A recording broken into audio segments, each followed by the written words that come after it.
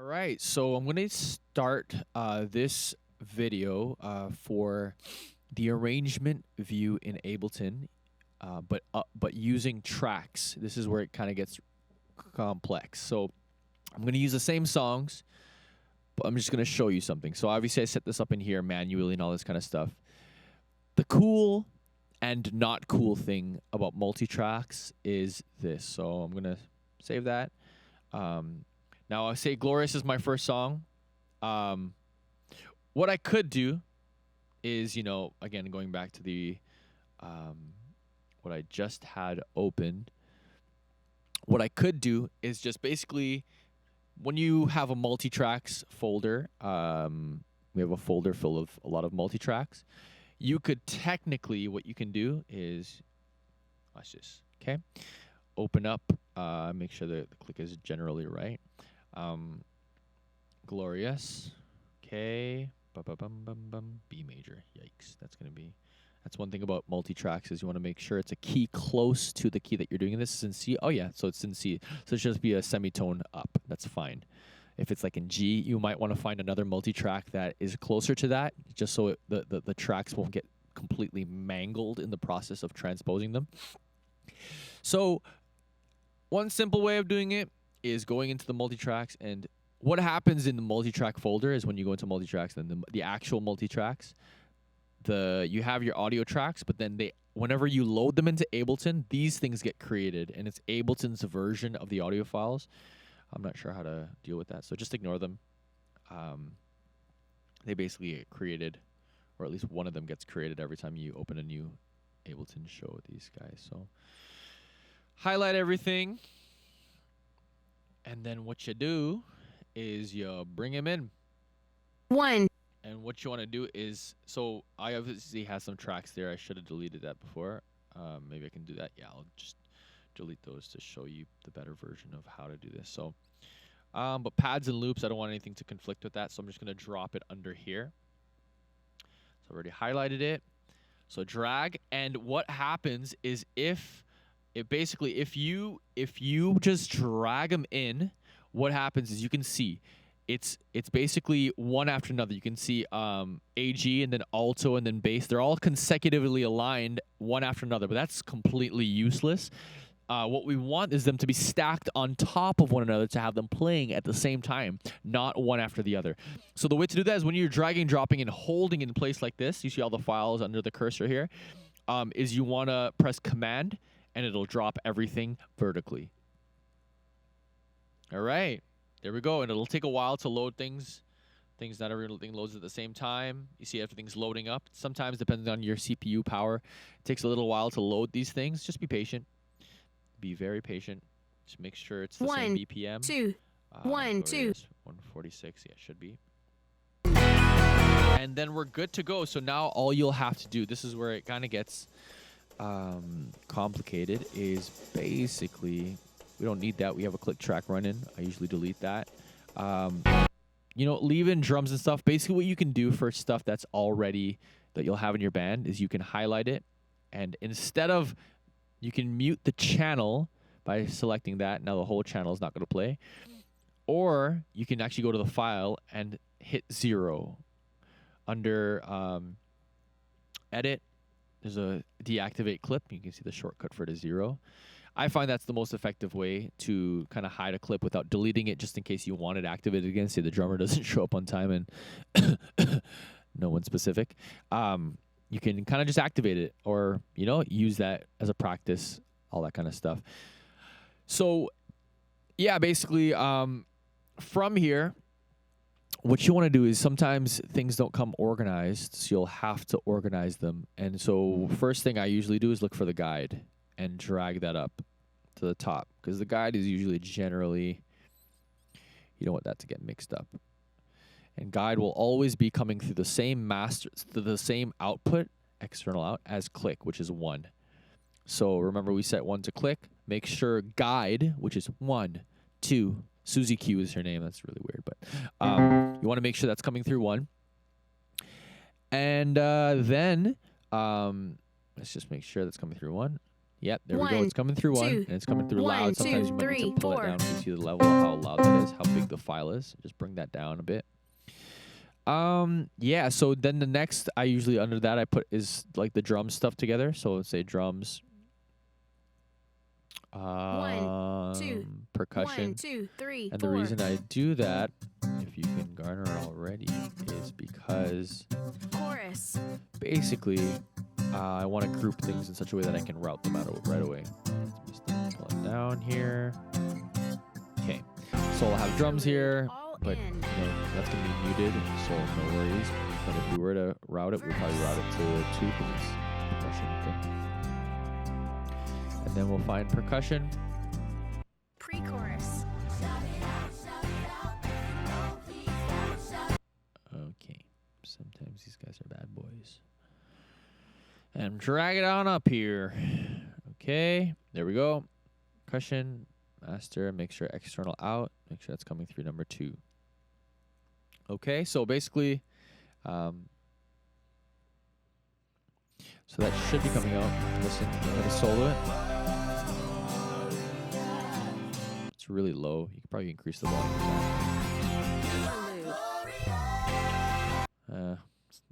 It's a garbage percussion line. Anyways,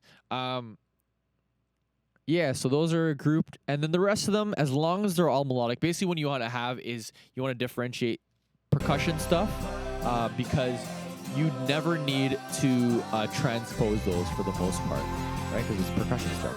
But you want to kind of have these highlighted. That's why you kind of put all the percussion stuff at the top so it doesn't get in the way of this. You can just basically select the top one, select the bottom one, and yeah, so you essentially want to warp it, which basically makes it malleable or usable in the hands of the Lord. And then yeah, then you can transpose without, so because usually if you don't warp it and you start transposing, you see this the size of the waveform is changing, because when it's slower, when it's lower, it's lower in key, it'll increase in the length of time. So to avoid that, just make sure it's warped, and then you can start transposing. And you see nothing shifted. I can do anything I want, as much 21 semitones above, and it won't move. All right, so let's just make sure, you know. So that's a C. Make sure 1. All right, let's see if it's in the right key.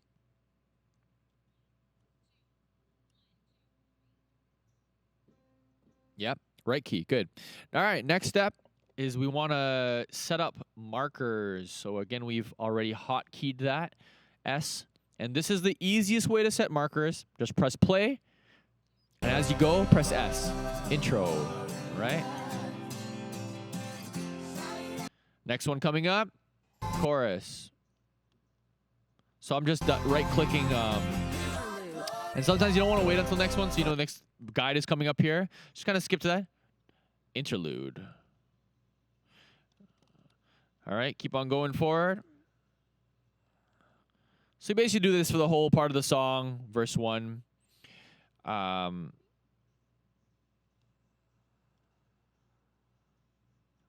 Yeah, so you just double-click that, pre-chorus. And you do this on and on for the rest of the song until you're at the end. And again, I want to make sure Glorious is 1. Yep, it is selected as 1. And and what you can do is basically, again, if you're you're in the chorus, which is I think here. Glorious, okay? So, and I'm guessing this is the interlude. Okay, so just for some reason, if they want to repeat the chorus, which is maybe in other songs, maybe not this one, what you can do is using the right and left arrows. Remember, we assigned that to left and right markers, the comma and the period key. So you're getting to the end. Gloria. Chorus. Do the chorus again. Glorious. You know, so you just make sure you do that right before. Wait till last bar and hit. See, if I hit it too early, it'll go too early. So you have to wait, especially because it's determined by this. Like when things trigger is determined by this. So if you want to have 2 bars counted or 1 bar counted, 1 bar is enough for me. I usually use like 1 bar.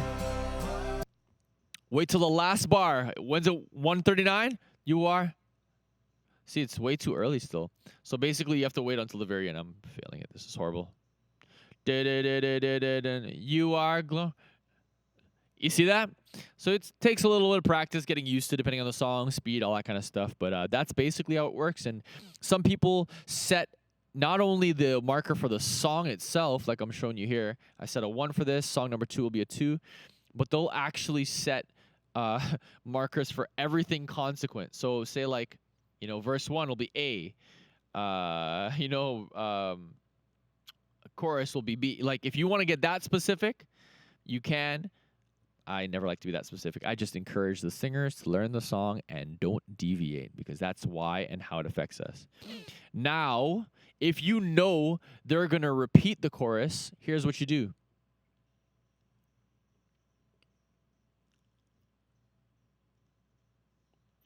Like, you get to the end of it, and in practice, not live. If you're live, you can use this. You hit it. Right? You can go live like that using the buttons, just as a fail-safe. But if you know in advance that they're going to do that, so what you got to do is you got to command command A, everything, and select a marker. Basically what that does, if you just select the individual channel or bar, it's only focusing on that one thing. So I can like go here and press command E, and that'll slice it. That'll create a cut in it. But if I go command A, and then I hit the marker, it'll select all of them. Now, what this does is it'll cut the beginning of the chorus. Do the same thing, command all. It'll cut the end of the chorus. And then at the bottom, you can see here, but it's 32 bars. So insert silence, 32. Marker, set marker. Chorus, repeat. And then the shift, and then click. Select that whole area here, and then this. And what you'll have to do is, and then the same thing here. See, it's not interlude; it's chorus. So you'll have to kind of you can splice this. This is where you can get creative even with the multi-tracks, is because these things can be spliced. So there we go. You see what I'm saying? Like, no one ever does that with this song, but you get the point. If people are repeating stuff in practice, or you know it in advance, you can splice and change around the form of the multi-track to adjust accordingly to what you're doing during the worship set, so that you don't have to do it live. You can focus on playing. You can program as much as you can, and then it gets really complex when you start messing with specific arrangements and parts of the songs and chords, and you knock out certain other things. Bass is another thing that you will have, so you kind of mute that.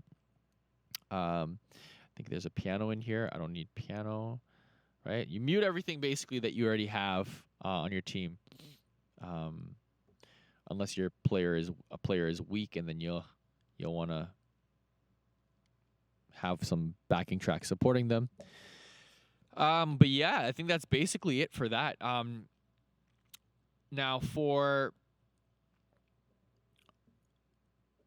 there's certain tracks that we have created here at GKM, and so there's 2 options. The simple option for that is this. I'll show you the simple option. Basically, what I've done. Soli Deo Gloria. For Soli Deo Gloria, as an example, and I can do this for other tracks if you'd like, or other people can do this, you can basically go into the multi-tracks, and this is simple. You can do this for Glorious. Any multi-tracks, you can take it into Logic or an Ableton, and you can bounce it all as a single file. So this is the backing track for Soli Deo Gloria. Because I've already done the work of kind of mixing it for myself, Josh might be able to do that, mixing it and deleting the stuff that'll be played live. This is the multi-track that remains. So 144, 2, 3, and it's really low, but we'll put that up. 1, 2, 3, and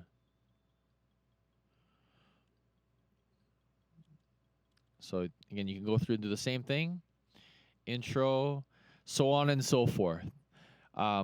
That's the easy way of doing it. You just make sure to sum up or create a single file mix of the backing track. That's a really easy way to manage multi-track, so you avoid all this stuff. The difficulty is it's in a single file, and you don't have the division of loops and tracks and stuff like that. So essentially, that's a simple way of integrating multi-tracks, and you just make sure.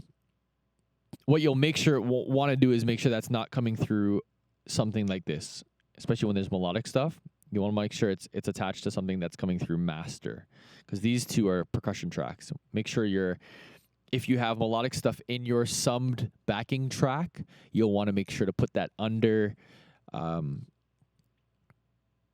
output that's going to master, which is 3/4. Now, the complicated version of doing this will be, I'll show you right now. This is the way of, like, you can have it all in one folder. I'm pretty sure I haven't done that. So as long as you have all the tracks,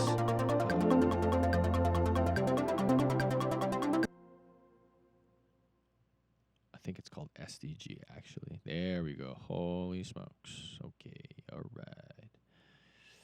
Oh boy. All right. Well, Josh had to deal with this when he was mixing it. So let's just assume, yeah. So this is how I did it. So SDG, let's just choose the affected ones. SDG effects, all the effects. Usually what you want to do is have this kind of stuff that you've created or that's personalized. You want to have this in a folder. Right. So I'll just do them individually.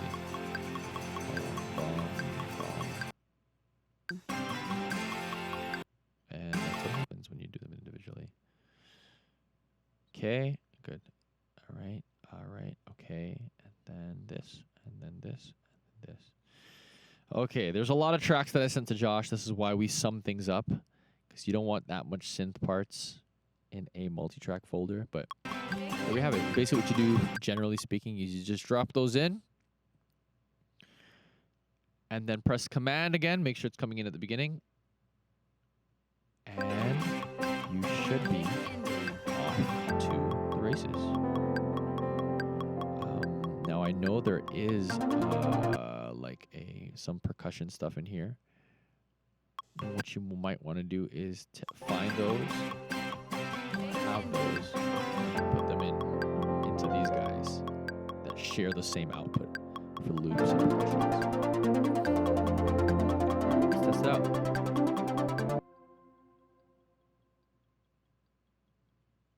See, something is not activated here. Okay, see that? So, one, it's way too loud, everything. And then, two, so you want to make sure the volume cuts down a bit. You see how crazy that looks? You want to make sure that's down, way down. So that basically and then the problem is this is not aligned, so I didn't bounce it. So this is the problem with creating your own multi-tracks. Basically, it's you have to make sure so much is prepared in advance, so that when you bring it in, everything kind of lines up easier. That's okay. We live and we learn. Okay, and move it over. Let's make sure that all lines up. Okay, looks fine. 2, 1, 2, 3, and still really loud. 1, 2, 1, 2, 3, 4. So this is obviously not mixed. That's the importance of mixing and so all the tracks are balanced, but everything is there, having what it's supposed to, and then you just go through and you do the exact same thing. But that's how you kind of throw in multi-tracks and into this arrangement window. Again, it gets really complicated when you start messing with different files and when they're coming off and transitioning into different. One example is if I'm going between Glorious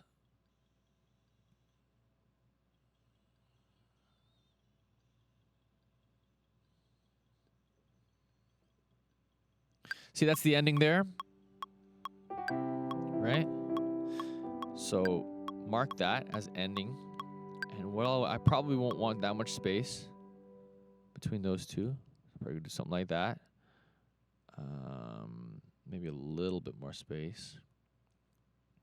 Let's just say 2 bars. That's pretty good, I think. And usually it's okay if you cut that off because the band will be doing the shimmy at the end of the song.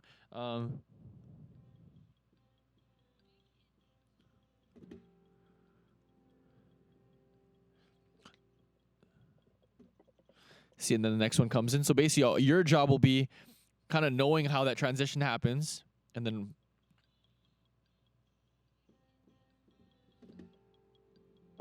shimmy. 1, 2, 3, go.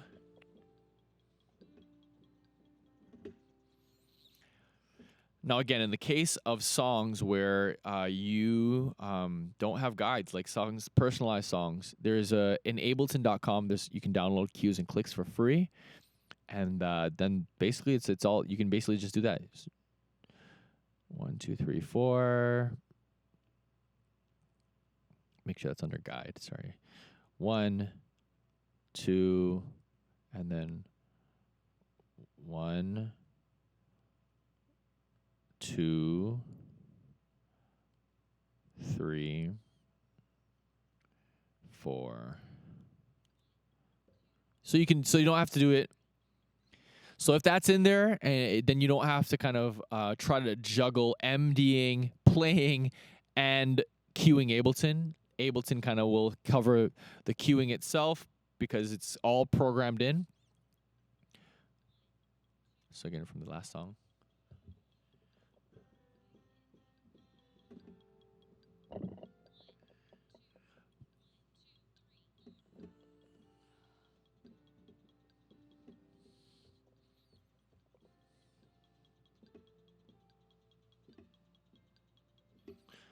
You get the point, right? So anyways, that's it. That's basically the basis of how to throw multi-tracks into the arrangement view. And now usually, again, the same thing. For slow songs, I generally try to stay away from tracks because you want to give the worship leader as much freedom. But as long as you got the songs, divided into 1, 2, and 3, then you can easily navigate between that,